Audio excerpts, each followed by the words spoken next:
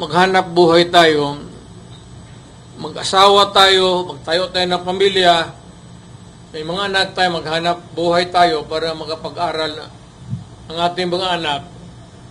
In the hope na pag natanda na tayo, mamatay tayo, yung second generation ng Dabawenyo ang mag-take over. Kung hayaan ko ang Davao na puro lango ang mag-take over sa that will never happen. Nakikinig yung human rights, utang ina, makinig kayong mabuti.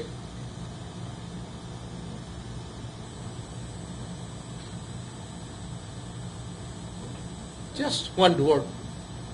Do not fuck it here. Basta ako mayor, hindi naman ako istrikto. Nakakamali yung tao, traffic. Wala yan. Pero yung mga droga, mag-hold up ka, mag-kidnap ka, do not expect na pag mag-enkwentro tayo, bubuhayin kita. Nag-warning na ako sa inyo. Kayong mga hold-upper, tapos i-rape ninyo yung mga biktima ninyo, patpatayin ninyo, kunin ninyo yung pera, do not expect na kung ako ang mamayor, mag-enkwentro tayo, bubuhayin ko kayo. Talagang papatayin ko kayo.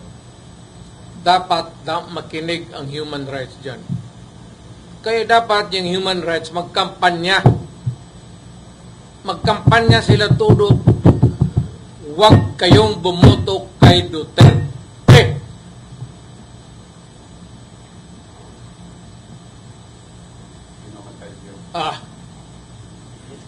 May paglalagyan. Naminga, bitaw ka Mayor. So, Mayor, how do you rate your success sa anti-corruption? Wala ako. I cannot. It's for history to judge me. I will not. Hindi ako magsabi na nawala yung droga sa padawon ko. I cannot pass judgment upon myself.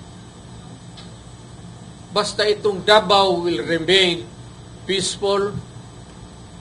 Davao will remain ideal for our children to grow. Kasi pag wala na tayo, gusto ko ang Davao, ang papalit sa atin, yung batitino na tao. Ayaw ko yung durugista na maging konsehal, maging mayor. Masisira ang bayan ko. Kaya ngayon pa lang,